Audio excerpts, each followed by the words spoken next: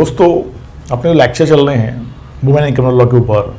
अब अपन देख रहे हैं इमोरल ट्रैफिक प्रिवेंशन एक्ट 1956, जिसके अभी तक के 1 से लेकर 7 सेक्शन में देखे।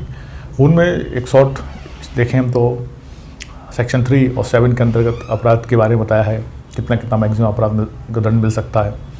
इसके अलावा उसका क्राइटेरिया, एक क्षेत्राधिकार कहाँ तक है, संपूर्ण भारत पे है। डेफिनेशन क्लॉज देखा था हमने। आज हम सेक्शन 8 देखेंगे।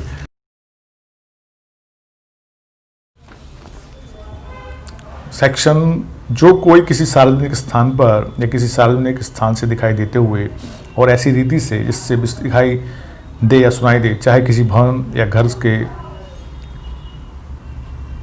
ऊपर से, अन्यथा शब्दों, अंग विक्षेप, अपने शरीर के जानबूझकर विदर्शन द्वारा, चाहे किसी भवन या घर की खिड़की पर या बालकनी पर बैठकर या किसी अन्य रीति से, या अन्यथा किसी व्यक्ति को वेश्यावृत्ति के प्रयोजनों के लिए प्रलोभित करेगा या प्रलोभित करने का प्रयास करेगा, अथवा उसका ध्यान आकर्षित करेगा या आकर्षित करने का प्रयास करेगा। मतलब सार्वजनिक स्थान के आसपास कोई भवन है, घर है, जगह है जहाँ पे वो बैठा हुआ है, व्यक्ति शब्द आया है, चाहे तो स्त्री हो सकती है चाहे पुरुष, किसी को भी प्रलोभित करता है, आकर्षित करता है।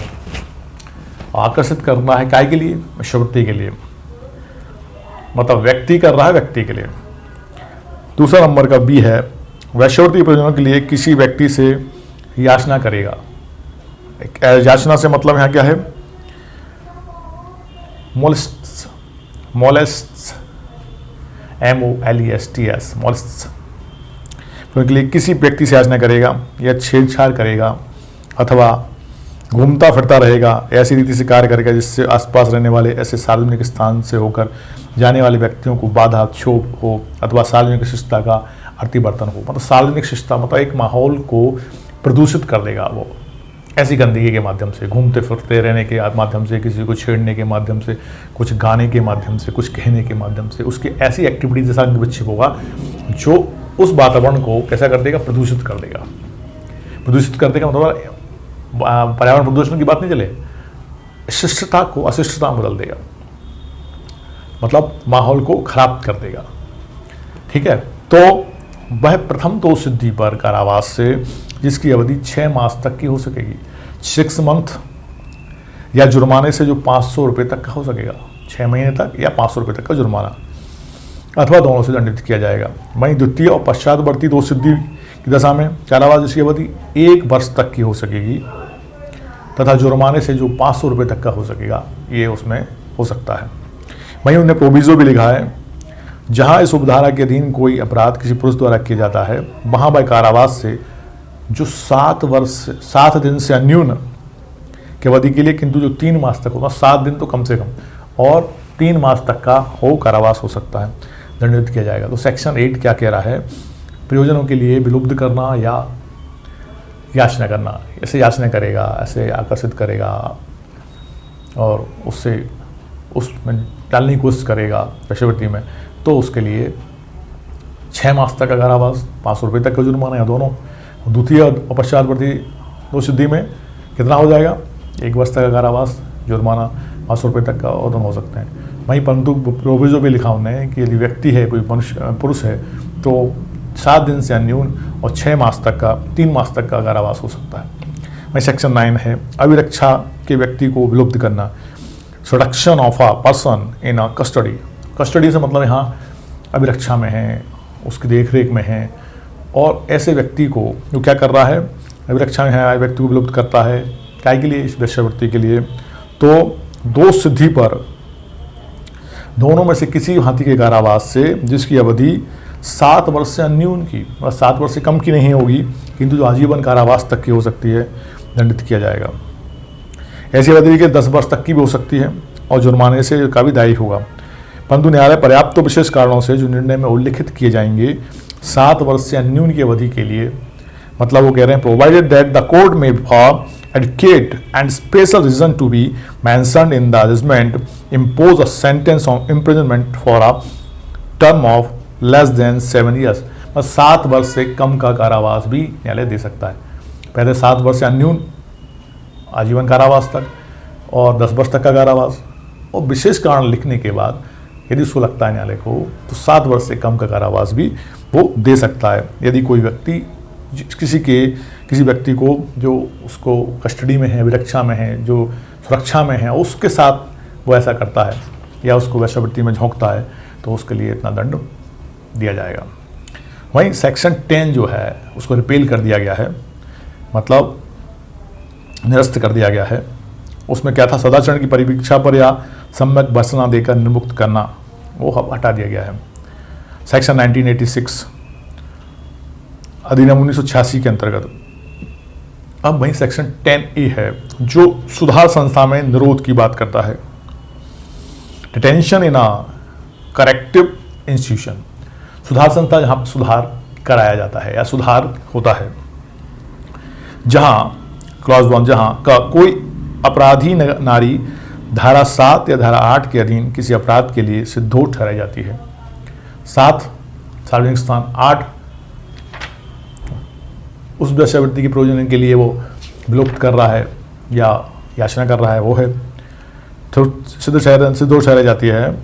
वहीं खा अपराधी का चरित्र, स्वास्थ्य, उसकी मानसिक दशा और मामले की अन्य परिस्थितियां ऐसी हैं कि उसे ऐसी अवधि के निरोध और ऐसे अनुदेश या अनुशासन के अधीन रखना समीचीन है जो उसके उद्धार के लिए सहायक हो, तो महान्यायालय यह विधिपूर्ण होगा कि वह कारावास के दंडादेश के बदले में, मतलब कारावास नहीं देगा, वो उसकी शारीरिक, उसके चरित्र, उसकी मानसिक स्थिति, और यहाँ पे उन्होंने कहा कि नारी है, यदि वो जो सेक्शन 7 और 8 के अंतर्गत अपराधी पाई जाती है, सिद्धोष पाई जाती है, तो उसको जेल या कारावास में भेजकर 2 वर्ष से न्यून और 5 वर्ष से अधिक, मतलब 2 वर्ष से कम नहीं होगा और 5 वर्ष से अधिक नहीं होगा, अवधि के लिए किसी सुधार संस्था में उसको रखा जाएगा, निरोध रख करके रखा जाएगा। परंतु ऐसा आदेश पारित करने से पूर्व, मतलब इतना करेगा, उसके पूर्व भी न्यायालय क्या करेगा, चेक कर लेगा। 1, न्यायालय अपराधी को सुनवाई का अवसर देगा। जो अपराधनी है, अपराध नारी है, उसको सुनवाई का अवसर देगा। आप जानते हैं कि बिना सुनवाई के कभी भी न्याय पूरा नहीं होता, क्योंकि हम जानते हैं प्राकृतिक न्याय के सिद्धांत से कि हमेशा सुनवाई का अवसर दिया जाना चाहिए, मतलब दूसरे पक्ष को भी सुनो, और अपने ही मामले में व्यक्ति न्यायाधीश नहीं हो सकता। ये दोनों जो सिद्धांत हैं प्राकृतिक न्याय के सिद्धांत हैं, इनको natural justice of principle of natural justice कहा जाता है। इसके बिना कभी भी न्याय पूरा नहीं होता। तो नंबर 1, न्यायालय अपराधी को सुनवाई का अवसर देगा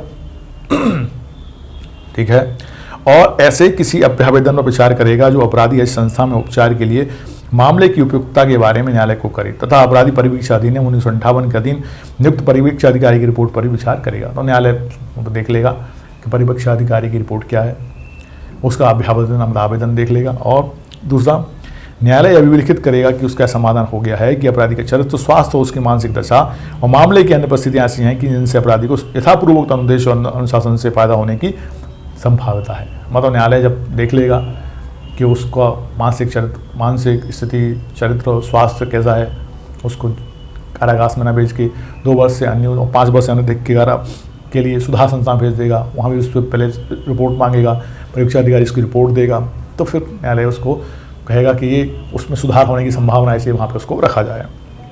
अब क्लॉज 210A का उपधारा 3 के उपबंधों के अधीन रहते हुए अपील, निर्देश और पुनरीक्षण से संबंधित दंड प्रक्रिया संहिता 1973 के उपबंध और उस अवधि के बारे में जिसके भीतर अपील फाइल की जाएगी, परिसीमा अधिनियम 1963 के उपबंध उपधारा 1 के अधीन निरोध आदेश के संबंध में ऐसे लागू होंगे मानो आदेश उतनी अवधि के कारावास का दंडादेश हो जितनी अवधि के लिए निरोध का आदेश दिया गया था। मतलब वो निरोध में भी रखा गया है, तो भी उसकी अपील करने की, पुनरीक्षण की शक्तियाँ व्यक्ति की वो समाप्त नहीं होती, और वो उस अवधि को, उस कारावास की अवधि मांग के अपना आवेदन लगा सकता है, अपील में जा सकता है। अब क्लॉज 3 है इसका 10A का, ठीक है। 10A क्लॉज क्या कराए, 10A का क्लॉज 3, ऐसे नियमों के अधीन रहते हुए जो इस निमित्त बनाए जाएं, यदि राज्य सरकार इस निमित्त प्राधिकृत प्राधिकारी का यह समाधान हो जाता है कि इस बात की युक्त ऐसी संभावना है कि अपराधी नारी एक उपयोगी और परिश्रमी जीवन व्यतीत करेगी, तो वह सुधार संस्था में निरोध के लिए किसी आदेश की तारीख से 6 माह की समाप्ति के पश्चात किसी भी समय उसे ऐसी शर्तों के बिना या ऐसी शर्तों से जो ठीक समझी जाएं उन्मोचित कर सकेगा और उसे ऐसे प्रारूप में जो विहित किया जाए एक लिखित अनुज्ञप्ति दे सकेगा। मतलब ऐसा लगता है वहाँ पे जब वो सुधार संस्था में है, वहाँ के अधिकारी को राज्य सरकार इस निमित्त प्राधिकारी जो नियुक्त किया है उसको समाधान हो जाता है कि नारी परिश्रमी हैं और एक उपयोगी जीवन व्यतीत कर सकती है। अब उसमें रोज में रखने की रखे जाने की आवश्यकता नहीं है उसको, तो उसको ऐसी अनुज्ञप्ति प्रदान करके जो आफ्टर 6 मंथ मतलब 6 महीने के बाद वो उसको उन्मोचित कर सकेगा, कुछ शर्तों के साथ और बिना शर्तों के साथ भी, और एक अनुज्ञप्ति उसको एक लाइसेंस प्रदान करेगा। वहीं क्लॉज 4 है, अपराधी को जिन शर्तों पर उन्मोचित किया जाता है उस अपराधी को मान लो कि इन शर्तों पर उन्मोचित किया गया, उन शर्तों के अंतर्गत अपराधी के निवास स्थान मतलब जहाँ वो रहेगा और अपराधी के कार्यकलापों और गतिविधियों पर पर्यवेक्षण संबंधित अपेक्षाएं भी हो सकती हैं। मतलब जिसको उन्मोचित किया गया है अपराधी नारी को, उसको उसका निवास स्थान कहाँ है वो जानकारी रहेगी, उसकी किए जाने वाले कार्यकलाप गतिविधियों पर पर्यवेक्षण किया जा सकता है और उसकी अपेक्षाएं उससे की जा सकती हैं कि वो उसको समय समय पर सूचना दे। तो ये सेक्शन आपका 10 ये था जो